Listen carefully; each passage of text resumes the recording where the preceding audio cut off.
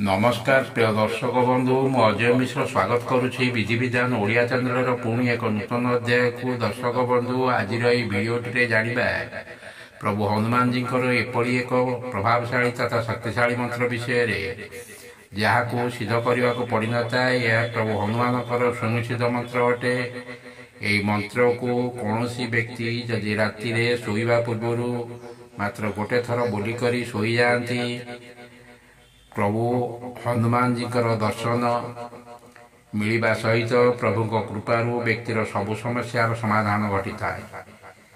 यह एक बहु परीक्षित मंत्रटीए मंत्रटी को जाना पूर्व कही रखी कि दर्शक बंधु जदि आपण एपर्यंत भी चैनल टी मोर सब्सक्राइब करना दयाकोरी चैनल टी सब्सक्राइब कर दिंतु पाखे बेल आइकन को क्लिक कर दिंतु फल मु अपलोड कर समस्त शिक्षणीय वीडियोर नोटिफिकेशन आपण सर्वप्रथम पाइपर। वीडियोटी भल लगे लाइक शेयर कमेंट निश्चय करेंगे। दर्शक बंधु यही मंत्र बहु परीक्षित मंत्रटीए अनेक अनुभूति मंत्र उपर रही। जे मंत्र जपर द्वितीय दिन ही से यही मंत्रर प्रभाव पाई कारण प्रभु हनुमान भक्तर डाक को ही शीघ्र शुणी था। एपाई कलिजुगर चिरंजीवी देवता रूपे प्रभु हनुमान जी को ही मना जाए। अनेक व्यक्ति हनुमान जी को उपासना करते। आसतु जानिबा से मंत्र एवं तार प्रयोग विधि संपर्क ये मंत्र को आरंभ करने जेकोसी दिन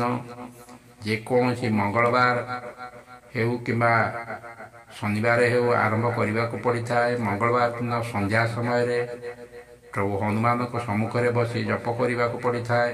प्रथम मंत्रटी को एक माला जप करने को पड़ो। तापर आपणकर जो प्रकार समस्या बा मनस्कामना थी प्रभु हनुमान को जणाइबे एवं तापर शोइबे। आपण निजे देखिबे आपणकर कार्य केबे भी कौन प्रकार बाधा विघ्न आसब नहीं। ये मंत्र एपरी एक चमत्कारी मंत्र जार प्रभाव आपण आरंभ करने परदिन ही निजे उपलब्धि करें। मंत्रटी यही प्रकार ओं हनुमते मम सर्वबाधा निवारय स्वप्न दर्शाय नमः।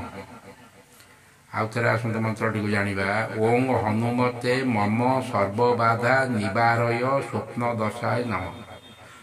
दर्शक बंधु प्रभु हनुमान छवि सम्मुखें बसी एक माला शोवा पूर्व जप करवा उचित। तापर निजर अभिलाष को जनाई 5 ରୁ 10 मिनट जप करेंगे।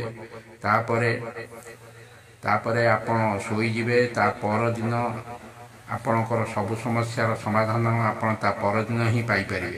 दर्शक बंधु जदि वीडियोटी भल लगी चैनल को निश्चय सब्सक्राइब करेंगे। वीडियोटी गोटे लाइक करेंगे। कमेंट बॉक्स में लिखिदेवे जय श्री हनुमान जय सीताराम। रहुछि धन्यवाद नमस्कार।